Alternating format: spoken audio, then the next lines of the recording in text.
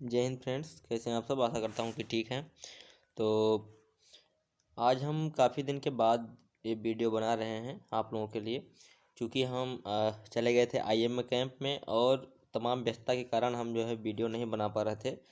लेकिन अब जो है हम लोग का सी का एग्ज़ाम भी है, तो इसलिए हम लोग कोशिश करेंगे कि थोड़ा सा कंटिन्यूटी मेंटेन करें और आप लोग भी अपना स्टडी थोड़ा सा मेंटेन करिए, क्योंकि सी का जो एग्ज़ाम होता है वो अपने आप में बहुत जो है इजी भी हम नहीं कह सकते हैं। तो इसलिए हम लोग को मेहनत करना है। तो आज ये हमारे पास एक पीडीएफ आया था, ये 2018 का है सी एग्ज़ाम का। तो इसमें ये सॉल्व दिया हुआ है, मतलब ये जो मॉडल पेपर होता है उसका जो सॉल्व होता है ना, उसका सॉल्यूशन जो है ये हमारे पास पीडीएफ में आया है। तो इसके बारे में थोड़ा सा हम डिस्कस करेंगे कि किस तरीके से हमको जो है वहाँ पे जो उत्तर होता है उसको लिखना रहता है वहाँ पे। ठीक है, तो हम यहाँ पे पूरा आपको ये मॉडल पेपर का ये पूरा हमारे पास बहुत सा पूरा दिया हुआ है। तो ये सारा हम आपको दिखाएंगे और इसको जो है आपको जहाँ पे कुछ मेंशन करने लायक होगा या एक्सप्लेनेशन करने लायक होगा वहाँ पे हम करेंगे। ठीक है, तो चलिए देखते हैं अब यहाँ पे एक वन बाय वन करके। तो सबसे पहले आप लोग हमारे चैनल एनसीसी ऑलराउंडर को सब्सक्राइब कर दीजिए, ताकि इस तरीके का और वीडियो जो हम यहाँ पे अपने चैनल पे अपलोड करें तो आप लोगों को मिलता रहे उसका नोटिफिकेशन। तो इसलिए आप लोग हमारे चैनल को सब्सक्राइब कर दीजिए और अगर वीडियो पसंद आएगा तो लाइक करिएगा, अन्यथा मत करिएगा। ठीक है, लेकिन चैनल को सब्सक्राइब जरूर कर दीजिए ताकि आप लोगों को जो है ये वीडियो का नोटिफिकेशन मिलता रहे और आप वीडियो को फुल देखिएगा, मतलब पूरा वॉच करिएगा। नहीं तो फिर पूरा चीज़ आप समझ नहीं पाएंगे, तो कहते हैं अधजल गगरी छलकत जाए, तो वो सिस्टम मत रखना इसमें। ठीक है, तो चलिए शुरू करते हैं। हाँ, तो यहाँ पे आप देख सकते हैं कि आपका जो है, एक मिनट,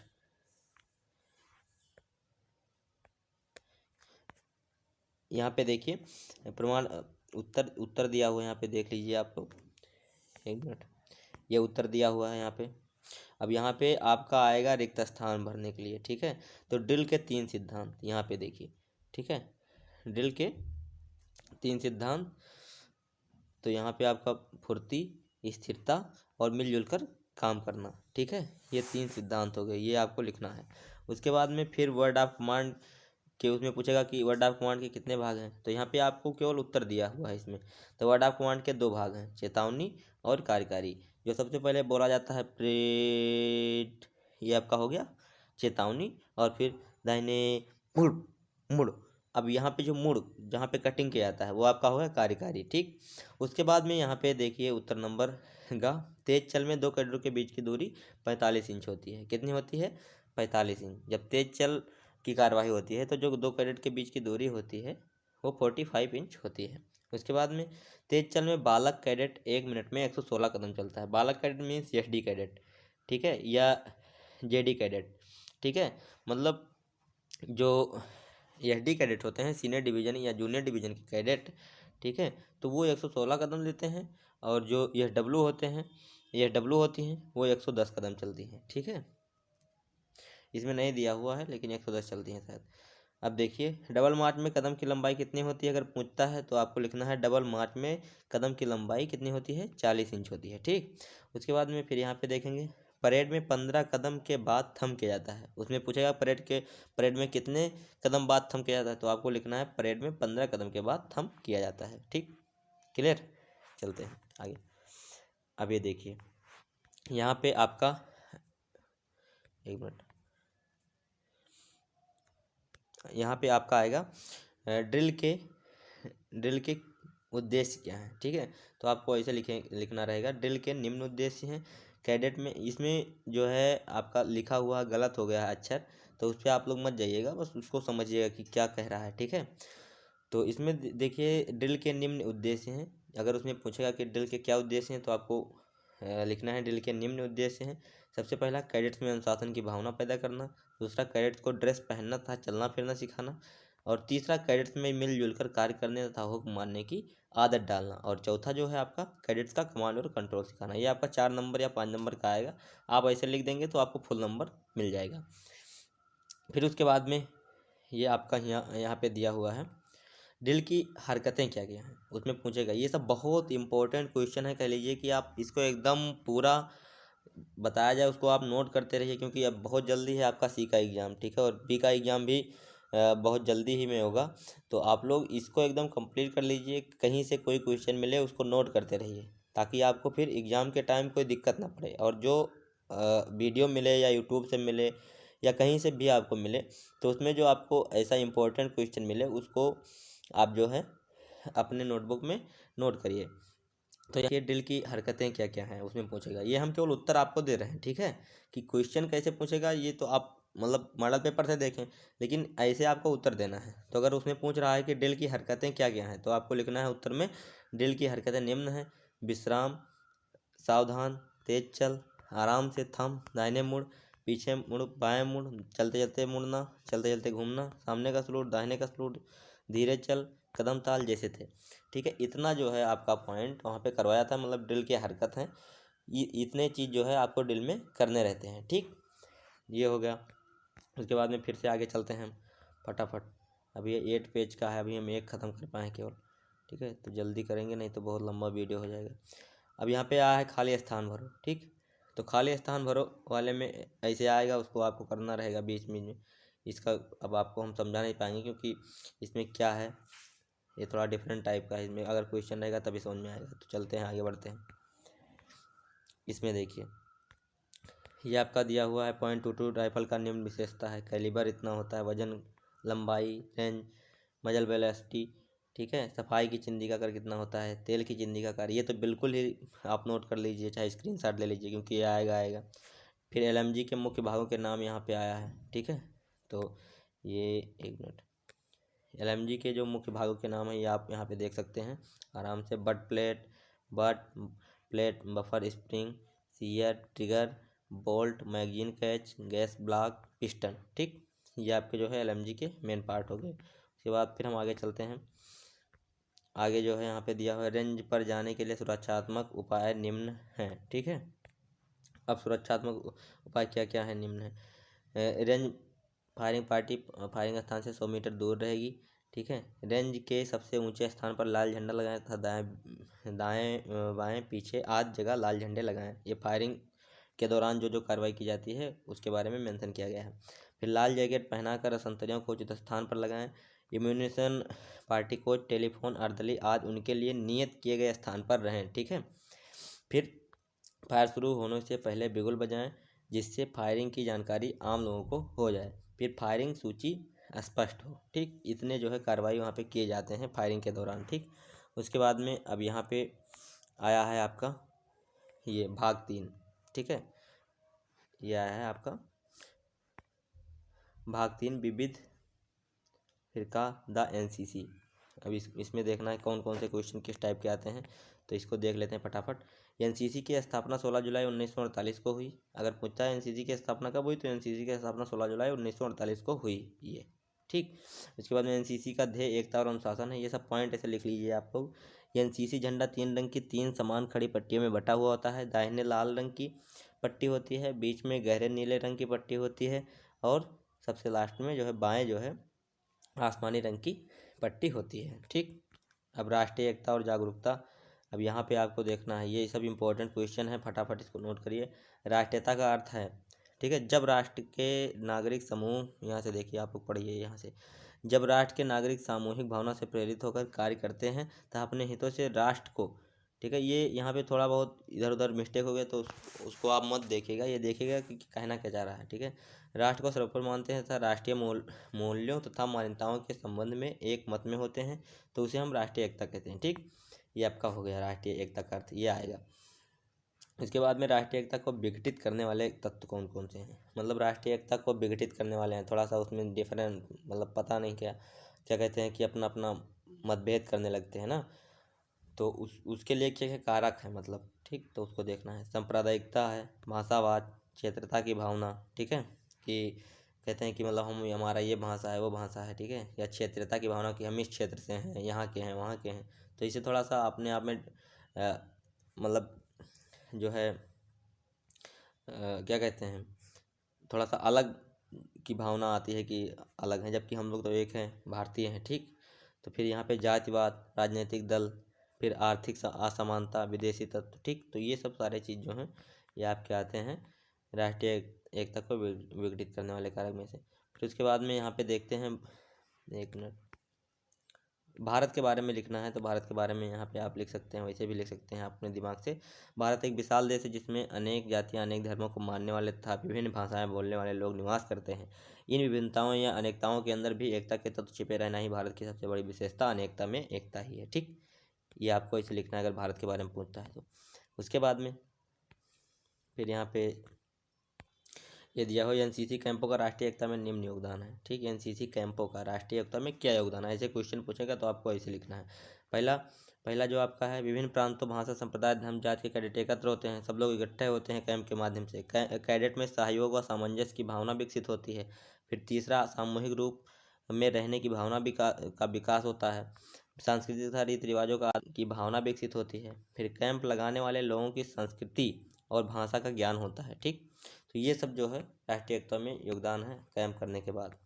ठीक, आज चाहे वीडियो कितना भी लंबा हो जाएगा, लेकिन हम पूरा मॉडल पेपर इसमें जो इसका आंसर दिया है पूरा ख़त्म करके ही छोड़ेंगे। तो इसलिए आप लोग मतलब बोरिंग मत फील करिएगा, इसको जो हम बता रहे हैं उसको समझने की कोशिश करिएगा और पूरा वीडियो देख के तभी जाइएगा। ठीक, फिर यहाँ पे ये दिया हुआ है कुछ आंसर करके, उसमें पूछा होगा, क्योंकि इसमें जो सॉल्व दिया हुआ है और क्या है वही हम आपको बता रहे हैं, कि जो मतलब लग रहा है कि इस क्वेश्चन का ये आंसर दिया है वही बता रहे हैं। फिर भारत के 3 राष्ट्रीय दिवस निम्न हैं। ठीक है, अब राष्ट्रीय दिवस मुझे कौन कौन से भारत के, तो स्वतंत्रता दिवस 26 जनवरी सभी जानते हैं, गणतंत्रता दिवस 15 अगस्त को, फिर शिक्षक दिवस 5 सितंबर को। ये थोड़ा सा गलत हो गया है, उसको मत देखिएगा आप लोग। फिर व्यक्तिगत विकास, जीवन कौशलता और नेतृत्व। प्रशासन के सिद्धांत कौन कौन से हैं, तो प्रशासन के सिद्धांत निम्न हैं, दूरदर्शिता, मितव्ययिता, लचक, सरलता, सहयोग। ठीक, ये हो गए। उसके बाद में अच्छे नेता के 10 गुण यहाँ पे पूछ रहा है। अच्छे नेता के, एक मिनट, अच्छे नेता के 10 गुण, तो ये तो लगभग सभी लोग जानते हैं, बी में भी पूछा जाता है क्वेश्चन। छवि, साहस, निर्णायकता, विश्वसनीयता, सहनशीलता, उत्साह, नेतृत्व करना, सत्यवादिता, सत्यनिष्ठा, न्याय। ठीक है, और भी आप लोग लिख सकते हैं, निस्वार्थ भावना, ऐसे करके। ठीक है, स्वप्रेरित, ये सब लिख सकते हैं आप लोग अपने दिमाग से भी। फिर यहाँ उत्तर नंबर 3, व्यक्तित्व विकास के लिए प्रमुख उपाय व उनका वर्णन। अब उसमें पूछेगा व्यक्तित्व विकास के लिए प्रमुख उपाय व उनका वर्णन बताइए, तो आप इसमें लिख सकते हैं, व्यक्तित्व की प्रक्रिया गर्भाधान से लेकर मृत्यु तक सदैव चलती रहती है। व्यक्तित्व के विकास के लिए मुख्यतः 2 प्रमुख आधार उपाय हैं। अब यहाँ पे का दिया हुआ है आपका, यहाँ पे आपका दिया हुआ है वंशानुक्रम। ठीक है, पर्यावरणीय आदत। ठीक है, तो इसको आप लोग पढ़ सकते हैं। इसके अंतर्गत में कारक आते हैं जो मुख्य रूप से व्यक्तित्व की शारीरिक रचना तथा स्नायु तंत्र का निर्माण करते हैं। इसके अंतर्गत में प्राकृतिक, सामाजिक एवं सांस्कृतिक कारक आते हैं जो व्यक्तित्व के सामाजिक सांस्कृतिक गुणों का विकास करते हैं। फिर आदत में है, आदत एक सीखा हुआ कार्य या अर्जित व्यवहार जो स्वतः होता है। आदतें अच्छी बुरी दोनों ही प्रकार की होती हैं। ये सब तो आप लोग लिख ही सकते हैं, ठीक है, अपने हिसाब से। उसके बाद में यहाँ पे संक्षिप्त टिप्पणी लिखने को आएगा, तो इसमें संक्षिप्त टिप्पणी वाले में आएगा तो आपको इसे लिखना है। जैसे उसमें पूछ लेगा आपका कि मूल्य और नैतिकता। ठीक है, मूल्य और नैतिकता क्या है, तो मूल्य एक प्रकार का सामाजिक पैमाना है जिसके आधार पर हम किसी व्यक्ति के व्यवहार, गुण, साधन, लक्ष्य आदि में उचित, अनुचित, अच्छा, बुरा ठहराते हैं, या किसी एक व्यक्ति की उपज न होकर समूह एवं समाज की उपज होता है। नैतिकता व्यक्ति के व्यवहार को नियंत्रित करने वाले आचार संबंधित सिद्धांतों का समुच्चय होता है। फिर कौशल विकास के बारे में पूछेगा ये, तो इस पर आपको लिखना है। यहाँ से देख लेते हैं, जीवन कौशल सकारात्मक व्यवहार को अपनाने की वह योग्यता है जो किसी व्यक्ति को दैनिक जीवन की मांगों और चुनौतियों से प्रभावी ढंग से निपटने के लायक बनाती है। ठीक, तो ये हो गया आपका। उसके बाद में फिर एक, शायद हमको लग रहा है आधे घंटे का वीडियो हो जाएगा। ये सब दिया हुआ है, प्रेरणा का अर्थ, तो इसको यहाँ पे देख सकते हैं आप लोग। अब प्रेरणा व्यक्ति की यह वह निहित शक्ति है जो व्यक्ति की, इसमें थोड़ा ब्लर है तो आप लोग इसको अपने हिसाब से देख सकते हैं, हैंडबुक में देख लीजिएगा। बाकी ऐसे क्वेश्चन है, इस वीडियो को बनाने का मकसद हमारा यही था केवल कि इस तरीके का जो है क्वेश्चन पूछा जाएगा, और जो जो इसमें पूछा जाता है वही ज़्यादातर रिपीट होता है क्वेश्चन। ठीक है, आप 5 साल के प्रीवियस ईयर के क्वेश्चन देख लीजिए, उसमें जो है आपका यही रिपीट होता है, तो इसलिए ये इम्पोर्टेंट हो जाता है क्वेश्चन। ये जैसे आप प्रेरणा कितने टाइप का होता है, जन्मजात प्रेरणा है, अर्जित प्रेरणा है। जैसे भूख प्यास यौन क्रिया, ये जन्मजात प्रेरणा है। अर्जित प्रेरणा जो समाज से सीखी जाती है। ठीक है, समय प्रबंधन क्या है, ये सब क्वेश्चन बहुत इंपॉर्टेंट क्वेश्चन बन जाते हैं आपके। तो सुनियो, यहाँ समय प्रबंधन देख लेते हैं क्या है। सुनियोजित रूप से परिश्रम के साथ एवं ये ब्लर है, थोड़ा सा आपको देखना पड़ेगा। हम अपने लक्ष्य की प्राप्ति कर सकते हैं हमें अध्ययन के साथ साथ विभिन्न क्षेत्रों की प्रक्रिया हेतु समय की उचित व्यवस्था करना तथा सही समय पर अपने व्यक्तित्व का विकास करने की तरफ अग्रसर होना ही समय प्रबंधन कहलाता है। ठीक है, मतलब समय में प्रबंधन आप समझ सकते हैं, टाइम मैनेजमेंट कैसे करें। फिर यहाँ पे नागरिकता का अर्थ देख लीजिए क्या है। तो नागरिकता का अर्थ यहाँ पे देखिए आप लोग, ये यहाँ पे हम पॉइंट किए दे रहे हैं ये। ठीक है, नागरिकता का अर्थ, नागरिकता नागरिकों के जीवन की वह दशा है जिसमें व्यक्ति को किसी राज्य का सदस्य होने के नाते सामाजिक एवं राजनीतिक दोनों प्रकार के अधिकारों के उपभोग का अवसर प्राप्त होता है। यह 3 प्रकार की होती है। ठीक, अब 3 प्रकार की यहाँ पे देखिए क्या क्या होता है। प्रथम श्रेणी में वह आदमी हैं जो भारत के भूमि पर पैदा हुए हैं। ठीक है, वो फर्स्ट नागरिक हुए। सेकंड नागरिक वो हुए। द्वितीय श्रेणी में वह व्यक्ति आते हैं जिनके माता या पिता में से कोई एक भारत के भूमि पर पैदा हुआ हो। ठीक, अब थर्ड श्रेणी में कौन आते हैं?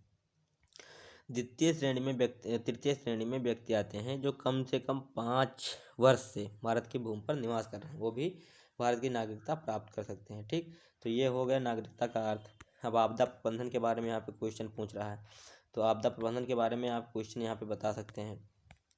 ये आपदा का अर्थ क्या है? प्राकृतिक अथवा मानवकृत घटनाएं जिनके परिणाम स्वरूप भारी जानो माल की क्षति होती है, आपदाएं कहलाते हैं। ठीक, कहलाती हैं। फिर नागरिक सुरक्षा का अर्थ क्या है? तो वही सभी उपाय जो जान माल पर शत्रु की कार्रवाई के प्रभाव को कम से कम करने के लिए युद्ध प्राकृतिक आपदा के दौरान उनका सरकार, स्थानीय प्रशासन और स्वैच्छिक संगठनों द्वारा अपनाए जाते हैं, नागरिक सुरक्षा कहलाते हैं। ठीक है, अर्थात नागरिकों द्वारा नागरिकों की सुरक्षा करना ही नागरिक सुरक्षा कहलाता है। तो ये हो गया आपका। फिर उसके बाद में यहाँ पे पूछा है आग बुझाने का अर्थ। अब किसी क्षेत्र में आग कुदरती तौर से या दुश्मनों के द्वारा गिराए गए बमों से लगती है, जिसके कारण जान माल का बहुत नुकसान होता है। आग निम्न तरीकों से बुझाई जा सकती है: ठंडा करने से, मसलने से, वायु रोधन से, स्थानीय अग्निशमन पार्टी से, सहकारी अग्निशमन सेवाएं से। ठीक, तो ये हो गया। फिर आपका थोड़ा स्पीड चल रहे हैं, ज़्यादा आपको नहीं बता रहे हैं क्योंकि वीडियो लंबा हो जाएगा तो आप लोग छोड़ के भाग जाएंगे, समझ भी नहीं पाएंगे पूरा, तो इसलिए हम थोड़ा जल्दी कर रहे हैं। ठीक है, पूरा वीडियो देख के ही जाना है, किसी को भाग के नहीं जाना है। अब यहाँ पे देखिए, क्योंकि एनसीसी का मतलब आप लोग जानते हैं ना कि कोई भी चीज़ करो तो उसको पूरा लास्ट तक करना चाहिए और डटे रहना चाहिए जब तक हमें कुछ हासिल नहीं हो जाता या जब तक हम पूरा कार्य समाप्त नहीं कर लेते, नहीं तो फिर सिविलियन में और एनसीसी कैडेट में कोई फर्क नहीं है। ठीक है, तो इसलिए पूरा वीडियो देख के जाइएगा आप लोग, स्पेशल हो। ठीक, यातायात की सुरक्षा के लिए मोटरयान अधिनियम 1988 के अनुसार यातायात के नियमों का पालन कराना यातायात नियंत्रण कहलाता है। ये आपको वैसे देख लेंगे। फिर यहाँ पे प्रमुख नियम निम्नलिखित हैं।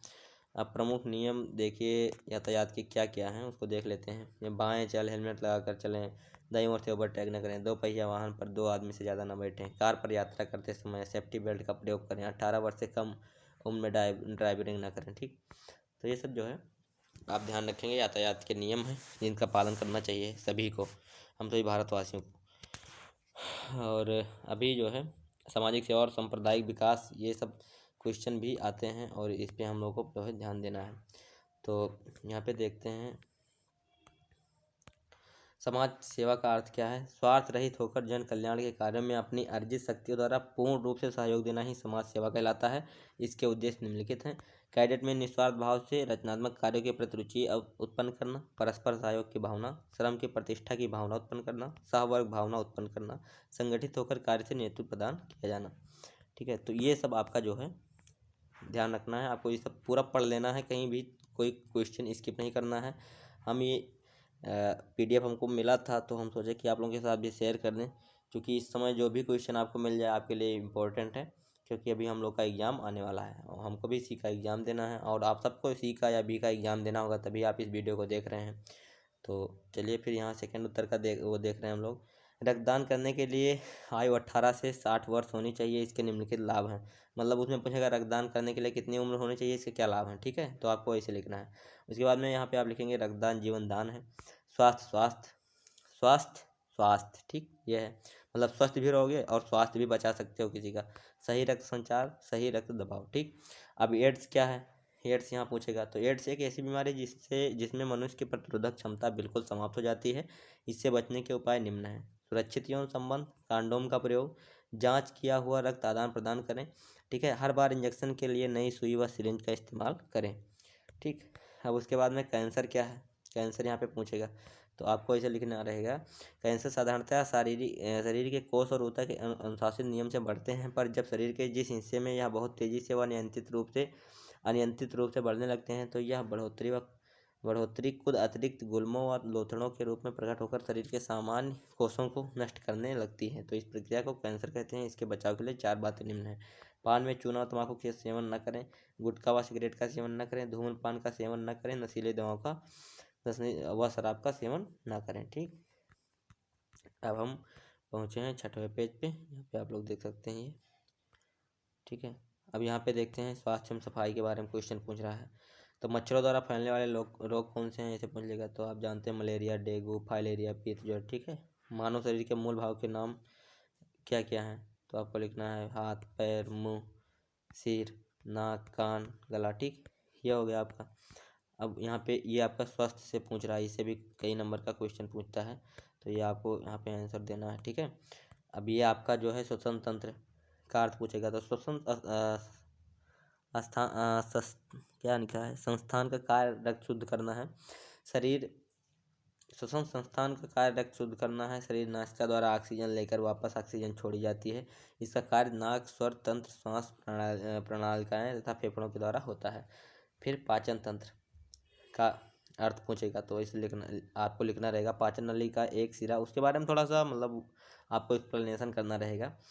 पाचन नली का एक सिरा मुख में तथा दूसरा सिरा मल द्वार में खुलता है। इस नली के अलग अलग भागों के नाम आहार नली, जिगर तथा अग्नाशय मिलकर पाचन तंत्र का निर्माण करते हैं। फिर संधि का अर्थ क्या होता है अब यहाँ पे संधि का अर्थ देखिए आप क्या होता है। 2 या 2 से अधिक अस्थियों के बीच जोड़ के स्थान को संधि कहते हैं। यह 3 प्रकार की होती है, अचल संधि, अपूर्ण संधि, पूर्ण या अचल संधि। ठीक है, फिर ज्ञानेंद्रिय तंत्र का अर्थ क्या होता है, ऐसे पूछेगा आपसे क्वेश्चन, तो आपको ऐसे लिखना है ज्ञानेंद्रिय तंत्र का अर्थ क्या होता है। शरीर के जिन अंगों द्वारा मनुष्य देखकर, सुनकर, सूंघकर, चक्कर अथवा स्पर्श करके विभिन्न वस्तुओं का अनुभव कर सकते हैं, उन्हें ज्ञानेंद्रिय तंत्र कहते हैं। ज्ञानेंद्रिय तंत्र के निम्नलिखित भाग हैं, जैसे घ्राणेन्द्रिय, स्वानेन्द्रिय, दृष्टेन्द्रिय, श्रवणेन्द्रिय, स्पर्शेन्द्रिय। ठीक है, तो ये सब आपके इंद्रिय हो गए, इसको आपको ध्यान से देख लेना है। फिर इसके बाद में वीडियो काफ़ी लंबा तो नहीं हो रहा है, हमको लग रहा है आपका हम 7वें पेज पे आ गए। वही हमको लग रहा था आधे घंटे लगेगा, आधे घंटे लग जाएगा पूरा। ये साहसिक से रिलेटेड है, एडवेंचर से क्वेश्चन पूछा जाता है। तो साहसिक कार्य के निम्नलिखित उद्देश्य हैं, पूछेगा साहसिक कार्य के क्या उद्देश्य हैं, तो आपको लिखना है इसे। कैडेट में साहस, जिज्ञासा, खोज व व्यवहारिक जांच परख करने की भावना का विकास करना। कैडेट में सहन शक्ति, धीरज, आत्मविश्वास, टीम भावना का विकास करना। और कैडेट में प्रकृति प्रेम तथा पर्यावरण की स्वच्छता के लिए रुचि उत्पन्न करना। फिर लास्ट जो है राष्ट्रीय एकता, अखंडता की भावना को बढ़ावा देना। ये एडवेंचर के जो है प्रोसेस हैं।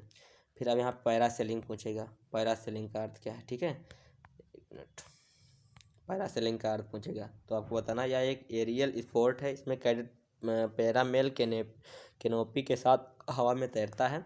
इस गतिविधि में निम्न उपकरणों की आवश्यकता पड़ती है। पैरामेल कैनोपी, हार्नेस, सीट हार्नेस जिसे बोलते हैं, 2 रस्सियाँ, 2 योक, रिलीज मैकेनिज्म, जीप या मोटर लॉन्च। ठीक, अब इसका उद्देश्य क्या होता है, देखो एक मिनट इसका उद्देश्य क्या होता है, तो उद्देश्य देखिए यहाँ पे दिया हुआ है। कैडेट को साहसिक कार्य करने के लिए प्रेरित करना, आत्मविश्वास तथा नेतृत्व गुणों का विकास करना, सहयोग व टीम भावना का विकास, उदारता की भावना का विकास होता है। फिर कष्ट सहने की भावना का विकास होता है एडवेंचर ट्रेनिंग से। फिर ट्रैकिंग कैंप के उद्देश्य क्या होते हैं, अब यहाँ पे देखिए। कैडेट में साहसिक कार्य की प्रवृत्ति, आत्मविश्वास तथा टीम भावना विकसित करना होता है। फिर दूसरा वन्य जीव, ऐतिहासिक स्थलों तथा पर्यावरण संरक्षण की भावना विकसित करना। फिर तीसरा आपका जो है प्रकृति तथा जीव जंतुओं के प्रति प्रेम भावना को विकसित करना। फिर स्थानीय रीति रिवाजों व संस्कृति के प्रति आदर भाव विकसित करना। फिर लास्ट जो है आपका भारत की संस्कृति तथा विविधता का ज्ञान कराना। ठीक, तो ये सब आपका हो गया। उसके बाद में यूनिट स्तर पर मुख्यतः साहसिक क्रियाकलाप आयोजन किए जाते हैं, उनका नाम लिखिए। ऐसे क्वेश्चन पूछेगा तो आपको ऐसे लिखना है। जमीनी, यहाँ पे नीचे जमीनी गतिविधियाँ, साइकिल मोटरसाइकिल अभियान, पर्वतारोहण, चट्टानों पर चढ़ना, पैरासेलिंग, स्लीदरिंग, नौकायान, गोताखोरी, वाटर राफ्टिंग, स्नोबोर्डिंग, ये सब जो है यूनिट लेवल पर एडवेंचर ट्रेनिंग होते हैं, तो उसको करवाए जाते हैं। उसके बाद में अब हम लास्ट पेज पे पहुंच चुके हैं, वीडियो ख़त्म ही होने वाला है, तो इसको देख लेते हैं बस। अब ये लास्ट आपका पूछेगा पर्यावरण और पारिस्थितिकी से। तो जल प्रदूषण को रोकने के उपाय निम्नलिखित हैं। पूछेगा जल प्रदूषण को रोकने के उपाय लिखो। तो आपको लिखना रहेगा पानी को उबाल कर, छान कर, क्लोरीन के द्वारा शुद्धिकरण, पोटेशियम परमैंगनेट के द्वारा केमेनोफोर जिसे बोलते हैं, मनुष्य तथा जानवरों के शौच, कूड़ा करकट आदि से बचाकर जल प्रदूषण को रोका जा सकता है। ठीक, ये सब सारी चीज़ें हो गए। और आपको ये ध्यान रखना है कि वहाँ जितना पूछे उतना ही लिखना है। ऐसा नहीं कि आप एक क्वेश्चन के पीछे इतना टाइम दे रहे हैं कि आपका और क्वेश्चन छूट जा रहा है। ठीक है, तो उस पर आपको नंबर एक्स्ट्रा तो मिलेगा नहीं, जो जितने नंबर का है उतना ही क्वेश्चन नंबर आपको दिया जाएगा वहाँ पे। तो इसलिए जितना पूछा जा रहा है उतना आप बताइए, ज़्यादा बढ़ा चढ़ा कर लिखने की कोई ज़रूरत नहीं है। और जो क्वेश्चन नहीं आता है उसमें भी अपना थोड़ा सा कोशिश करके कुछ अपने प्रेजेंस ऑफ माइंड से लिखना है। लेकिन ये ध्यान रखें आप कि अगर फालतू का क्वेश्चन आप लिखते हैं उसमें तो आपको नंबर मिल सकता है, लेकिन फिर वो आपके पीआई स्टाफ के ऊपर डिपेंड करता है कि कौन कहाँ पे चेक कर रहे हैं उसको। ठीक है, और फिर मतलब कि अगर आप सटीक, मतलब कहने का मतलब ये है कि अगर आप सटीक क्वेश्चन का जो है आंसर देते हैं तो आपको पूरा नंबर मिलता है इसमें। ठीक, तो इसलिए आप कोशिश करिएगा कि जैसे इसमें उत्तर दिया हो वैसे आप लिखने की कोशिश करिएगा। एज सच प्रदूषण का अर्थ यहाँ पे लिखना रहेगा, तो आएगा तो आप ऐसे लिखिएगा, वायु, जल व मृदा के भौतिक, रासायनिक एवं जैविक गुणों में होने वाले परिवर्तनों को मानव जीवन, उसके रहन सहन तथा अन्य जीवों पर प्रभाव डालते हैं, उसे प्रदूषण कहते हैं। अब प्रदूषण 4 प्रकार के होते हैं, वायु प्रदूषण, जल प्रदूषण, भू प्रदूषण, ध्वनि प्रदूषण, और भी होते हैं, लेकिन आपको 4 प्रकार के लिखने हैं क्योंकि आपको एक्स्ट्रा नंबर तो मिलने वाला है नहीं, तो आप 4 लिख देंगे बस। क्योंकि और तो होता है आपका रेडियोधर्मी प्रदूषण होता है, ठीक है, और मृदा प्रदूषण होता है, तो ये सब नहीं, आपको 4 जो मेनली हैं उसको लिखने हैं। ठीक, क्योंकि आपको एक्स्ट्रा नंबर नहीं मिलने वाले हैं। ठीक है, अब यहाँ पे देखिए भू प्रदूषण क्या अर्थ क्या होता है। तो भूमि के भौतिक, रासायनिक और जैविक गुणों में ऐसा कोई अवांछित परिवर्तन जिसका प्रभाव मनुष्य तथा उस अन्य जीवों पर पड़े भू प्रदूषण कहलाता है। इसे रोकने के लिए निम्नलिखित उपाय हैं। अब शिष्टों का ढेर लगाना, स्वच्छता, भूमि भरण, भस्मीकरण, पदार्थों का पुनर्चक्रीकरण करना, भूमि उर्वरक, कीटनाशी व शाकनाशी दवाओं का कम प्रयोग करना। ठीक है, ये सब जो है भू प्रदूषण का अर्थ है। इसको रोकने के लिए निम्नलिखित उपाय जिन पे हम पॉइंट कर दिए हैं, ये सब हैं, आप इसको देख के मतलब भू प्रदूषण रोक सकते हैं। ठीक, फिर बाधा प्रशिक्षण क्या है। अभी आपका बाधा प्रशिक्षण से क्वेश्चन पूछेगा, आपको ऐसे ऐसे करके पूछ लेगा, स्टेट बैलेंस का क्या अर्थ है। तो इसमें कैरेट को 3 मोटी, ठीक है, 4 चौड़ी व 12 फीट लंबी लकड़ी जो जमीन से 1.5 फीट ऊंचाई पर टिकी होती है, उस पर हाथ फैलाकर शरीर को संतुलित करते हुए चलकर पार करना होता है। ये स्टेट बैलेंस का अर्थ पूछेगा तो आपको लिखना पड़ेगा। ठीक है, उसके बाद में बाधाओं को पार करने के लिए कौन कौन से तरीके हैं ऐसे करके क्वेश्चन पूछेगा, तो आपको लिखना रहेगा बाधाओं को पार करने के लिए निम्नलिखित तरीके हैं, जिसे हम निम्नलिखित तरीके से पार कर सकते हैं, दौड़कर, कूदकर, छलांग मारकर, दीवार फांदकर। ठीक, बस ये आपका जो है सी का पेपर ऐसे पूछा जाएगा। आप अगर कोई डाउट है तो आप कमेंट कर सकते हैं, कोई क्वेश्चन समझ में नहीं आ सकता तो आप कमेंट कर सकते हैं। बाकी और एक लोग का कमेंट आया था आईएमए से रिलेटेड कि आईएमए का सिलेक्शन प्रोसेस कैसे होता है। तो अभी हम वहाँ से आए हैं उस कैंप से, और फिर आपको हम जो है आईएमए के सिलेक्शन प्रोसेस के बारे में बताएंगे। उसका एक अलग से वीडियो बना देंगे जिसमें जिस प्रकार से आपका सिलेक्शन हो सकता है, कैसे आप जाएंगे, क्या क्या होगा, पूरा जो हम आपको विस्तार पूर्वक बता देंगे। आपको टेंशन लेने की कोई ज़रूरत नहीं। तब तक आप अभी जो आपका मेन वर्क है वो अपने एग्ज़ाम का प्रिपरेशन करना है। और आप बहुत सारा कैंप कर लिए हैं, बहुत कुछ कर लिए हैं, लेकिन आपका अगर ग्रेडिंग ख़राब आता है तो वो सब धरा का धरा रह जाएगा। ठीक है, तो इसलिए मेहनत करके आप लोग थोड़ा सा जो है स्टडी पर ध्यान दे दें इस समय, क्योंकि आपका इस समय जो है माइंड डाइवर्ट रहेगा, क्योंकि आपका एग्ज़ाम इधर ग्रेजुएशन का भी होगा, तो उसमें जो है आपका ध्यान इधर उधर डाइवर्ट होगा। दो दो का आपको पढ़ना है सिलेबस, उसका भी सिलेबस पढ़ना है और एनसीसी का भी पढ़ना है। तो सी और बी वाले कृपया करके बहुत ज़्यादा मेहनत करें, क्योंकि आपको बहुत मेहनत करने की ज़रूरत है। ठीक है, और फिर मिलते हैं और कुछ नया लेकर के आप लोगों के लिए। तब तक के लिए अगर हमारा वीडियो आपको पसंद आया हो तो मैंने पहले भी कहा था तभी लाइक करिएगा जब आपको पसंद आए, अन्यथा मत करिएगा। ठीक है, लाइक भी कर सकते हैं ये जो 20, लेकिन सब्सक्राइब जरूर करिएगा। और वीडियो को फुल वॉच किए हैं तो इसके लिए आपका बहुत बहुत धन्यवाद। और भी वीडियो हो तो उसको फुल वॉच किया करिए, क्योंकि जब कोई चीज़ आप पूरा देखते हैं तो आपको पूरा समझ में आता है। तो अब और बिना और ज्ञान दिए हम चल रहे हैं, तब तक आप लोग इसको जो है आप स्क्रीनशॉट भी ले सकते हैं। ठीक है, और हम एक बार स्क्रॉल किए देते हैं, कोई चीज़ ना समझ में आए तो उसको आप यहाँ पे स्क्रीनशॉट करके दोबारा रीड कर सकते हैं। ठीक, फिर मिलते हैं अगले नेक्स्ट वीडियो के लिए। तब तक के लिए जय हिंद, वंदे मातरम।